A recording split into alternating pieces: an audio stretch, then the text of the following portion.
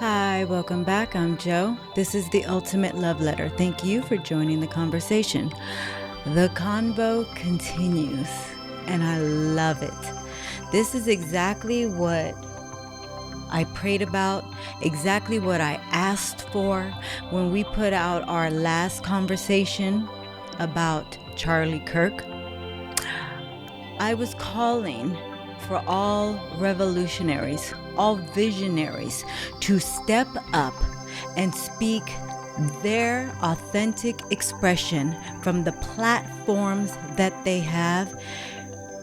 And I am so thankful that our combo triggered so many people, and it begun a deep conversation. I challenged everyone across all my social sites to speak about their truth without bringing up the narrative of someone else, right? Like, how can we simply stand where we're at right now and simply show the world what we believe works, what we believe will combat whatever darkness we say we see in the world? Whether we were aligned with Charlie's values or not, it doesn't matter. We need to hear what values you have. We understand what was created from this individual's platform. We understand what he believed in and what he spoke about. And the reason he was so effective is because he stood unwavering in his faith.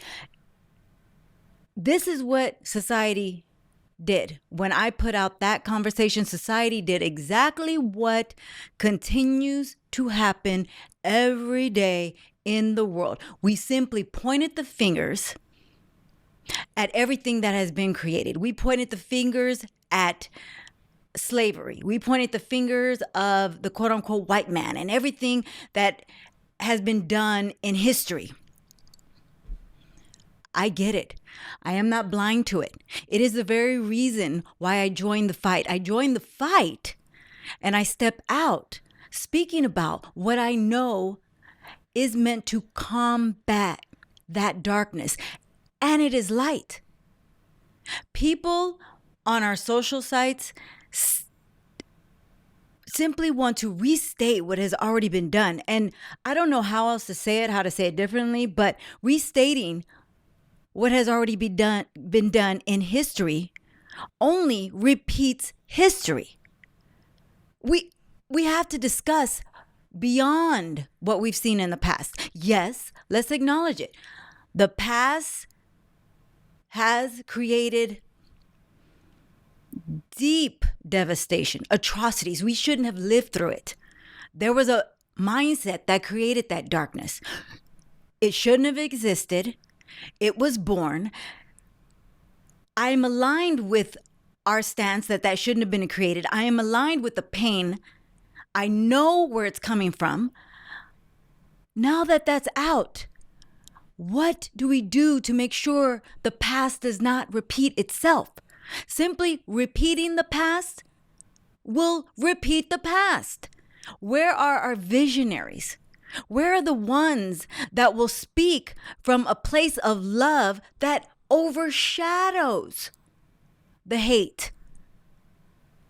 We need to shine a light on what can be created when we live in love and we live in harmony. That's why I'm putting myself out there. I am a prime example of what is created when we live in love. I live a big, free, bold, courageous, miraculous life. How was that created? It was created simply because I stand in my truth, which is love. I align myself with God, and I simply speak that truth every day, all day. I blog about it. I talk to friends and family about it. I podcast about it. I write about it. I write books about it. And then as a byproduct, not only do I inspire others to step into their true expression and to live and let live and love and let love, But as a byproduct, I'm rewarded with a big, beautiful, fulfilling, saturated in love life. I don't need to wallow at the lower levels. I don't need to join the bickering bottom, the conversation of what happened in the past. I know it happened. It exists. You want to talk to me about slavery? You want to talk to me about division? You want to talk to me about the horrible crimes against Black people, my kind? You have my attention. I feel the pain. I'm aligned with it. And because I'm angry because it happened, that anger inspires me to show the world what can be achieved when we choose a different way. But this is what society wants you to do. They want to spew the past. They want to justify what happened in the past as a reason to hate this man and hate others like him. And as they spew this conversation at me, this is what, in my head, what they want me to do. They want me to accept it, hear it, say, yeah, you're right, that sucks. That should have never happened. People like that don't need to be here.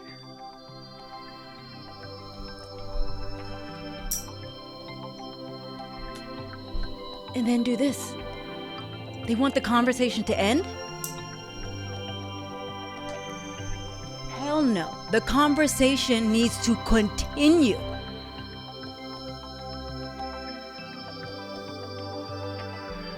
Yes, that sucks. What is the solution? How do we make sure that doesn't exist in the future? We do that by being different in the future. You know, the 99% want to just continue to talk about all the horrible speeches that Charlie Kirk put out. Every time I speak about simply love and the man shouldn't have been killed for his expression, right? I'm just speaking about love, and I'm encouraging everybody to speak their truth, their free expression. This is what I'm getting. I'm getting flooded with the most horrible posts, the most horrible speeches that people think Charlie spoke about, and then they're sharing it with me. Why do you continue to share his narrative if we hate it so much? You're only creating more for his side. If you have a different side, by you sharing his post that made him effective in his speech, you are adding more value to the very speech, the narrative that you want to see disappear in the world. You only do that by standing on your platform and speaking your truth, shedding your life, sharing your love. We wonder why this continues. Why does it continue? Because the 99% continue to share. It's like they think that they're going to get shock factor out of me. It's shocking. Hate exists. It's shocking. Division exists. I see it. I understand. It's here. But the conversation doesn't end there. What's the solution? And I get it. We may not, and when I mean we, I mean you, may not have a solution. I have a solution. Love.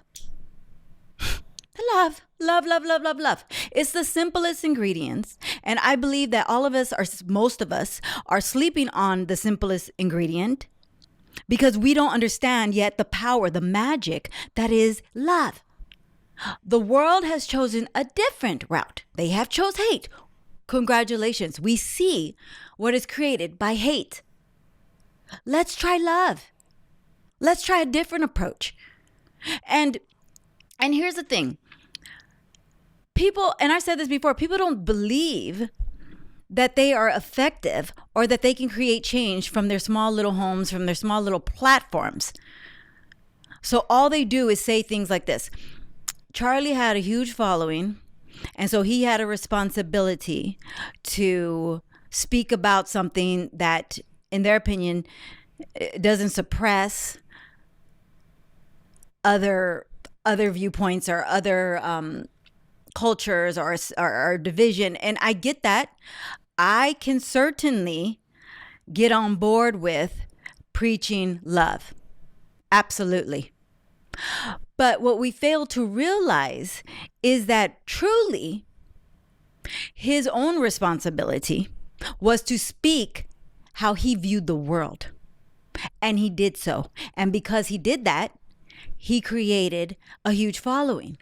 All that's being asked for us to do is the same thing. Look, we already know love is going to win in the end. I know it looks like hate is on the rise, and sure, it looks like it's winning. But God already told you, he going to win in the end.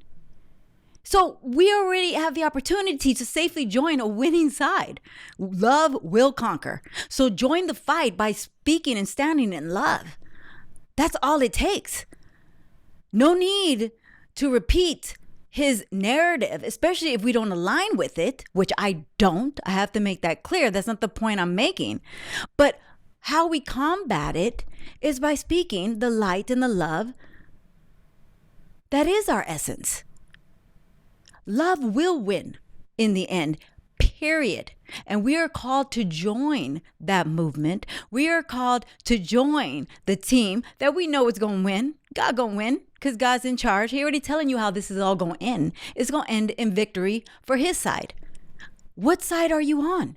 Are you being distracted? Because this is what it is. And yes, you are being distracted by what we're seeing as far as his speech and his narrative. And so we immediately join the conversation on his side.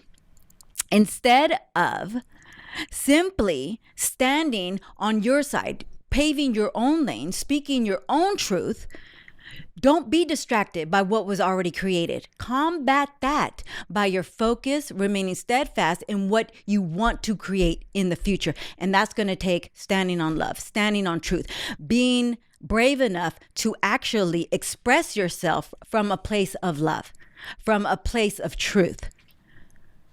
Stop wallowing in the mud with the narrative that we say we hate. We say we hate it, but that's all we're sharing. That's all we're sharing. We're sharing his speeches that we don't agree with. We're sharing what happened, hundreds of years ago.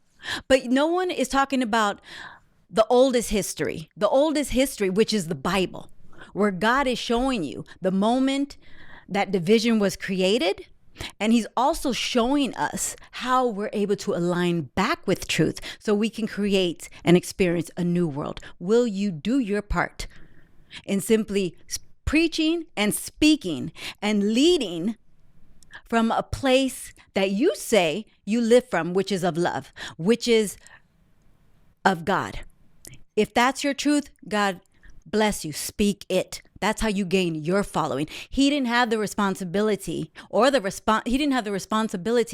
to preach your narrative the way you see fit. No, that's your responsibility. That's your truth. That wasn't his. He was effective because he preached his truth. What is yours? That's how you become effective. The problem is you don't believe in yourself. He believed in his, so he went far. You don't believe in yours, so you are ineffective in change. Thank you so much for joining this. We're going to continue this conversation for as long as God lays it on my heart.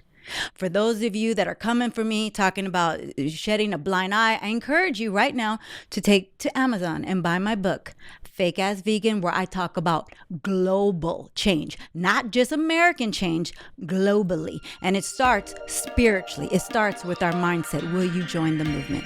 Thank you so much for being here. Until next time, love yourself and love others. We'll chat again soon. Bye for now.